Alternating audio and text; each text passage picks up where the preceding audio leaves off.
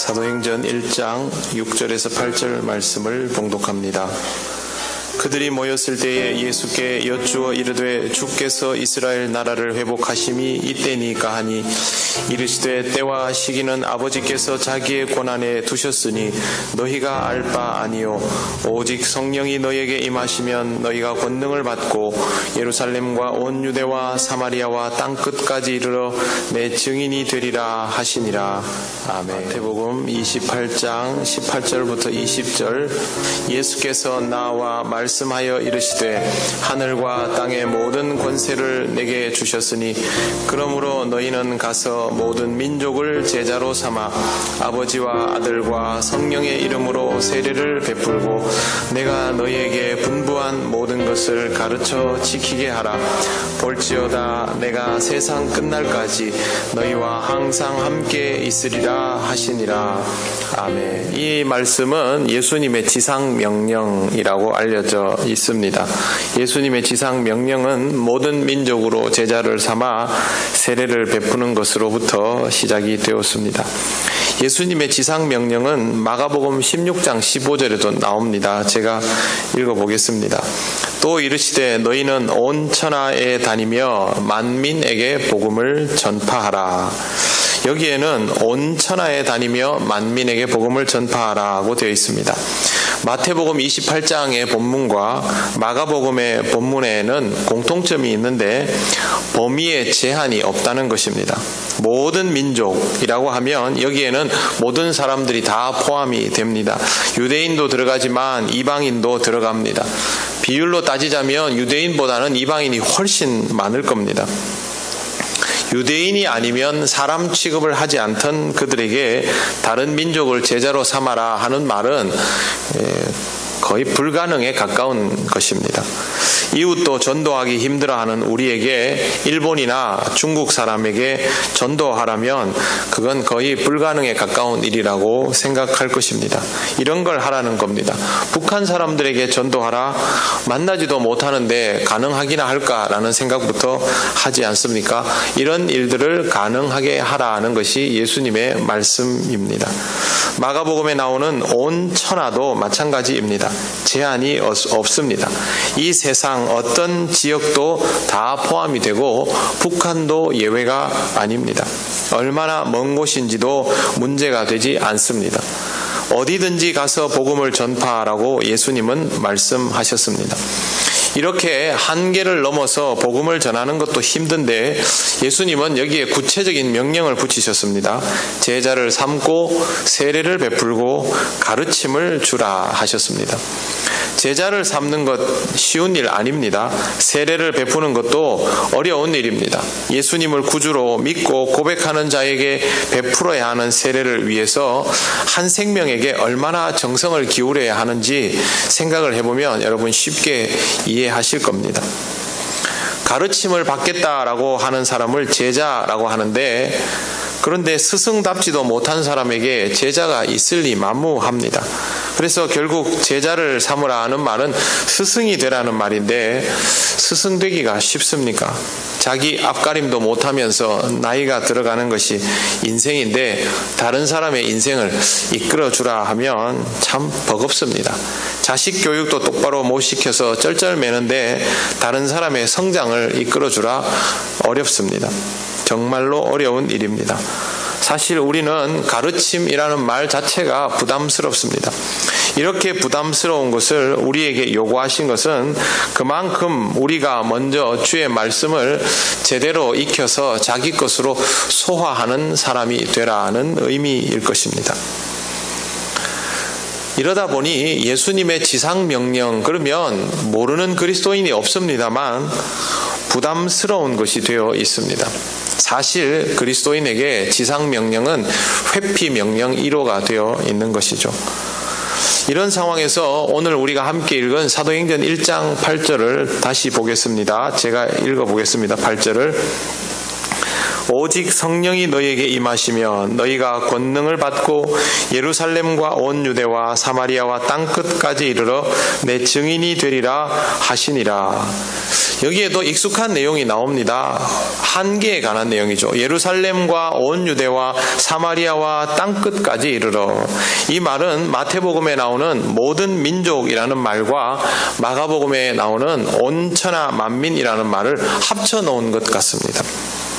이 익숙한 표현을 보는 순간 우리는 사도행전 1장 8절의 말씀도 예수님의 지상명령이다라고 생각해 버립니다. 저도 그랬습니다.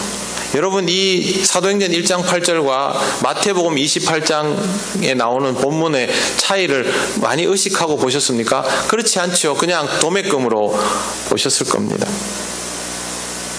그런데 아주 다릅니다. 사도행전 1장 8절의 말씀은 예수님의 명령이 아닙니다. 차이점을 보겠습니다. 먼저 마태복음과 마가복음은 모두 하라, 되라 이렇게 되어 있습니다. 확실하게 명령입니다. 그런데 사도행전은 하라가 아닙니다. 되라도 아닙니다. 되리라로 되어 있습니다. 하라와 되리라는 완전히 다른 말입니다. 성경 구절들 속에 사용된 범위와 사명은 다를 게 없지만 하라와 되리라는 전혀 다른 말입니다. 축구 선수를 하라, 축구 선수가 되리라 같은 말일 수 없습니다. 축구 선수를 하라는 말은 축구 선수를 하기 위해서 엄청나게 노력하라는 말이 됩니다. 하지만 된다는 보장은 없지요. 안 될 수도 있습니다. 하지만 축구 선수가 되리라 하는 말은 본인의 노력과 상관없이 너에게는 그 일이 이루어진다라는 뜻입니다. 보장이 돼 있습니다. 그래서 마태복음과 마가복음에 있는 본문과 사도행전에 있는 본문은 같은 단어들로 구성되어 있는 듯 보여도 실제로는 전혀 다른 내용입니다. 하라는 말은 보장이 없습니다. 제자를 삼고 세례를 베풀고 가르침을 주라는 말은 성공할 수도 있고 실패할 수도 있다는 말입니다. 실패율이 당연히 더 높습니다. 증인이 되리라는 말은 전혀 다릅니다. 그렇게 되어버릴 것이다 라는 확정성을 선포하고 있는 겁니다. 가능성을 생각하지 않고 해야만 하는 것과 우리가 확신하지 못해도 반드시 이루어져 버릴 것의 차이는 클 수밖에 없습니다. 그런데 우리가 이것을 지금까지 잘 구별하지 못하고 두 개를 그냥 함께 뭉뚱그려서 이해를 해왔던 것입니다. 왜 그럴까요? 이거 둘 다 어차피 나한테는 이루어지지 않을 일이라고 생각하기 때문입니다. 어차피 못할 일 혹은 어차피 나에게는 이루어지지 않을 일이라서 차이를 느끼지 못하는 겁니다. 예수님에 대하여 그냥 예수님이 명령하셨으니까 막연한 부담이나 공포감만 가지고 있었던 것이라고 할 수 있습니다. 그리고 이 공포감은 자라보고 놀란 가슴 소뚜껑 보고 놀란다고 그냥 증인이 되리라 하는 말도 증인이 되라는 말로 이해해버렸던 겁니다. 무엇을 하라는 말도 예수님을 믿어야 할 수 있고 무엇이 되리라라는 말도 예수님을 믿어야 이루어질 일인데 이 둘에 대한 경험들이 없다 보니까 결국 이렇게 되었고 그 말은 믿음이 없다라는 뜻입니다. 상식적으로 생각해보면 그리스도인에게 예수님의 지상명령이라고 하면요, 실제로 어떻게 해야 하냐 하면 예배 시간만 되면요 구호 외쳐야 됩니다. 그렇지 않습니까? 우리한테 있어서 최고의 명령이죠. 우리는 이것 때문에 교회를 이루고 이것 때문에 그리스도인으로 살아가고 있으니까 모이면 마태복음 28장에 나오는 이 지상명령을 구호를 외치고 시작해야 됩니다. 하지만 전혀 그렇게 하지 않습니다. 써붙여 놓지도 않습니다. 있어도 외면합니다. 그만큼 지금 우리의 영적 상태가 좋지 않고 자신감도 없다라는 것이죠. 되리라를 되라로 보아버리는 이유는 중요한 단서를 놓치기 때문입니다. 그건 바로 오늘 말씀에 나와 있는 오직 성령이 너희에게 임하시면 이라는 것을 놓치기 때문입니다. 믿음이 없으면 이게 보일 리가 없습니다. 성령이 임하시면 증인이 된다라는 것이고 이건 우리의 의지와 노력을 뛰어넘는 일입니다. 우리의 의지대로 되는 일이면 하라로 충분할 겁니다. 안 되기 때문에 되리라가 필요했던 것이고, 그 되리라에 맞는 믿음이 있어야만 했고, 그 믿음이 가능하도록 성령께서 임재하여 주시는 것입니다. 성령께서 임하시면 우리는 예수님의 증인 노릇을 하게 되는 겁니다. 되리라가 되는 것이죠. 증인이 되어버립니다. 성령을 받으면 사람이 달라집니다. 사울이 바울이 되고 예수님을 부인하던 베드로가 예수님 같은 사람이 되어버립니다. 요즘 젊은 사람들은 잘 모릅니다만 과거에 그 용파리 사건이라고 있었습니다. 정치 깡패가 그 당시에 안기부죠. 안기부의 충동질을 당해가지고 돈 한 푼 받지 않고 애국한다는 마음으로 그 당시에 그 야당이죠. 야당이 모여서 집회를 하는 곳에 깡패들 200명이 뛰어들어가서 완전히 엉망을 만들어버렸던 사건이 있습니다. 그 사건의 주동자가 용파리입니다. 그래서 용파리 사건이라고 알려져 있는데, 그 용파리 사건의 주역인 김용남이라는 인물이 역도선수 출신 조폭입니다. 난리가 났었죠. 그런데 이 사람이 어느 날 그리스도인이 되었습니다. 교회의 집사가 되었고 신실하게 신앙생활을 하면서 자신의 삶을 반성하다가 신학교에 가서 목회자의 길로 접어듭니다. 지금은 목사님이 되어 있습니다. 그런데 이분이 목회를 하지만 주 사역이 뭐냐 하면 청소년, 폭력 청소년과의 면담, 그 다음에 조직폭력배 선도, 그리고 교도소 수용자들을 위한 교정선교, 이게 주 사역입니다. 지금까지도 이분은 그렇게 하고 있습니다. 용팔이라면 치를 떨던 사람들이 얼마나 많겠습니까? 용팔이 때문에 그 밑에 있던 부하는 감옥에 들어가서 17년형을 살았습니다. 옛날에 조폭들 보면 그 대신 살지 않습니까? 그러던 용팔이가 지금은 목사님이 되어 있습니다. 예수 믿는 것보다 사람을 확실하게 바꾸어 버리는 경우는 존재하지 않습니다. 술, 담배 끊는 거 정말 어려워합니다. 너무너무 어려운 일이죠. 그런데요, 어떤 사회의 금주 금연 프로그램보다 강력한 것이 예수 믿는 겁니다. 이보다 더 좋은 거 없습니다. 사회 금주 금연 프로그램은요, 집에 오면 다시 시작됩니다. 하지만 신앙생활을 하면서 성령님을 만나고 본 궤도에 오르기 시작하면 이게 정말 거짓말처럼 한 번에 바뀝니다. 저는 이런 분들을 여러 번 봤습니다. 성령 임재는 그만큼 강력한 일이고 우리가 주변에서도 얼마든지 목격할 수 있는 일입니다. 하라와 되리라도 구별 못하는 우리들도 성령께서 임하시면 하라도 되리라도 구별할 줄 아는 사람이 되어버립니다. 왜? 나에게 그런 일들이 일어나 버리기 때문에 그렇습니다. 그리고 또 한 가지는 되리라가 이루어지면요, 하라는 저절로 된다는 것도 알게 됩니다. 나의 모든 것이 달라지는 사건, 성령의 임재는 그만큼 우리에게 중요하고 특별한 일인 것입니다. 오직 성령이 너에게 임하시면, 이 말씀이 왜 우리에게 주어졌을까요? 오늘 6절, 7절을 보면 때와 시기에 관한 질문을 하고 있는 것이 나옵니다. 그런데 주님은 그 때와 시기에 대하여서는 알려주시지를 않습니다. 알 바 아니다 라고 말씀하시면서, 그러면서도 성령이 임하시면 반드시 이루어지기는 이루어질 일이다 라고 확정을 지어주십니다. 그리고 나서 오순절 성령 사건이 일어났던 것입니다. 오순절 성령 사건은 딱 한 번 일어났지만 바로 이 사건이 성령이 임재하신다라는 것을 확인시켜 주는 것이었습니다. 무슨 의미입니까? 성령님은 반드시 임재하십니다. 이미 임하셨고, 그리고 이것은 모든 그리스도인에게 또다시 일어나는 일이라는 것입니다. 여러분에게도 성령님은 임재하십니다. 반드시 일어나는 일입니다. 우리는 흔히 성령의 임재를 말할 때 오소서 임하소서라고 구합니다. 사도들도 다락방에서 성령이 오시기를 구했습니다.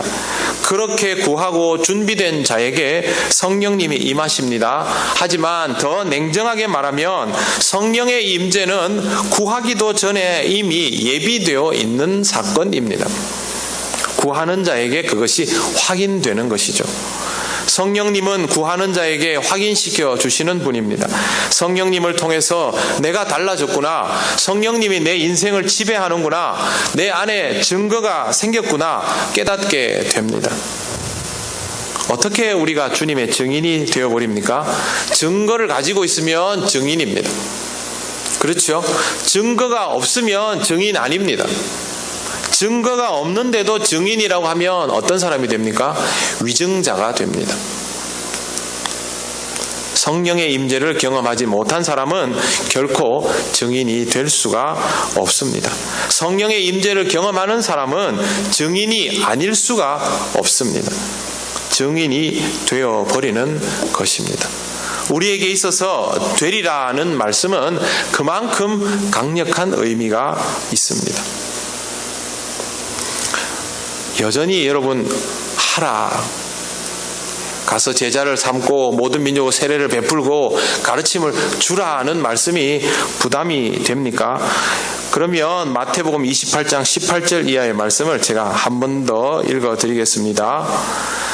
예수께서 나와 말씀하여 이르시되 하늘과 땅의 모든 권세를 내게 주셨으니 그러므로 너희는 가서 모든 민족을 제자로 삼아 아버지와 아들과 성령의 이름으로 세례를 베풀고 내가 너희에게 분부한 모든 것을 가르쳐 지키게 하라. 볼지어다 내가 세상 끝날까지 너희와 항상 함께 있으리라.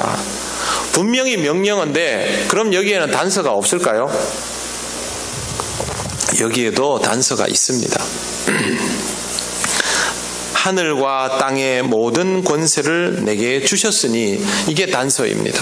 그 다음에 성령의 이름으로 세례를 베풀고 이것도 단서이고 마지막으로 세상 끝날까지 너희와 항상 함께 있으리라 이것도 단서입니다. 분명히 명령어이기는 하지만 여기에도 다 성령 임재의 단서가 있는 겁니다. 하늘과 땅의 모든 권세는 누가 주십니까? 하나님께서 주십니다. 어떤 방법으로 주십니까? 성령님을 통하여 주십니다. 성령의 이름으로 세례를 베푼다라는 것은 어떻게 가능합니까?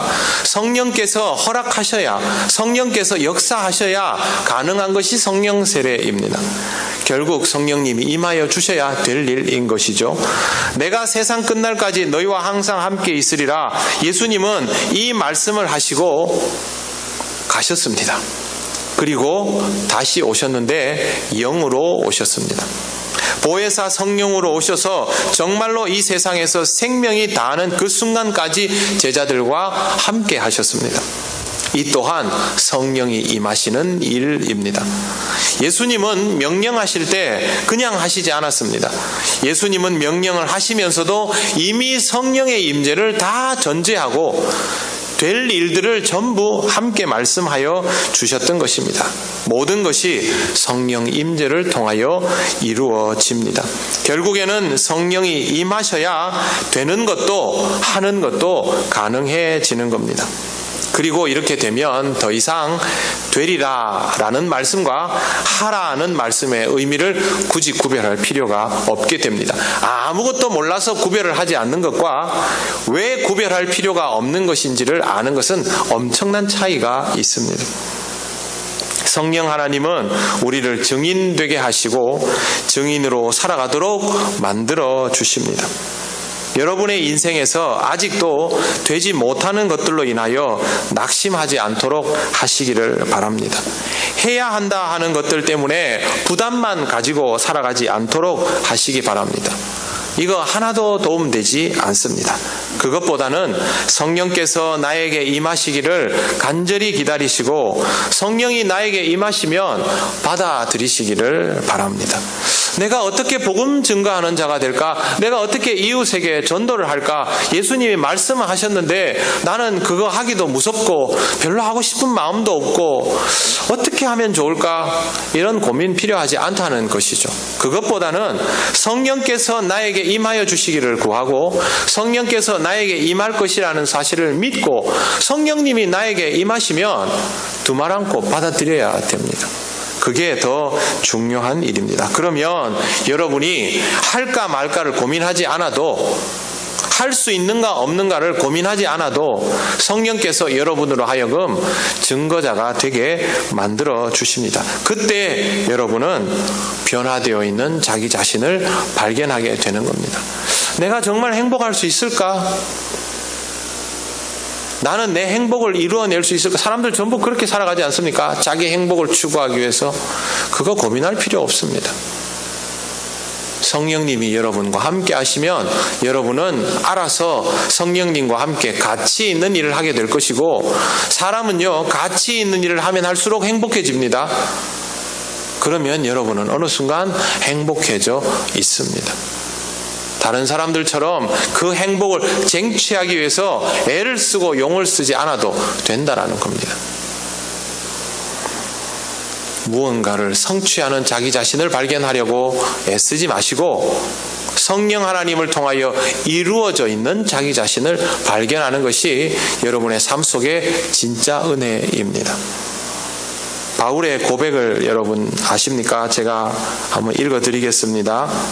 그러나 내가 나 된 것은 하나님의 은혜로 된 것이니 내게 주신 그의 은혜가 헛되지 아니하여 내가 모든 사도보다 더 많이 수고하였으나 내가 한 것이 아니요 오직 나와 함께 하신 하나님의 은혜로다. 되었다와 하다가 연속적으로 나오지 않습니까? 그러나 바울은 어떻게 말합니까? 모든 것의 기반이 된다입니다. 자기가 한 것도 아니죠. 바울이 얼마나 훌륭한 사람입니까? 얼마나 많이 노력했습니까? 오죽하면 내가 자기 입으로 스스로 내가 다른 사도들보다 더 많이 수고하고 노력했다고 하지 않습니까? 그쯤 되면요 한 거지요. 그런데 바울은 했다고 말하지 않습니다. 철저하게 바울은 되었다라고 말합니다. 자신의 노력에 대해서 조금도 의식하지 않는 이유는 진짜 자기 인생이 한 것이 아니라 되어버렸음을 발견하였기 때문입니다. 성령님과 함께하면 이렇게 됩니다. 성령님과 함께하면 이것이 여러분의 고백이 됩니다. 하나님 앞에서 여러분이 잘하고 싶은 것, 꼭 해야 한다고 생각하는 것, 그 이상이 되어 있는 여러분 자신을 발견하게 될 것입니다. 성령님과 함께 하여서 이런 여러분의 새로운 모습을 발견하게 되시기를 바랍니다. 여러분이 수고하고 애쓰는 어떤 인생보다도 더 의미 있고 값지고 행복하게 변해 있는 여러분 자신을 발견하게 될 때 바울처럼 고백할 수 있게 될 것입니다. 성령님과 함께 이런 자리에서 서시고 행복을 누리시고 하나님께 더욱 영광을 돌리시기를 바랍니다.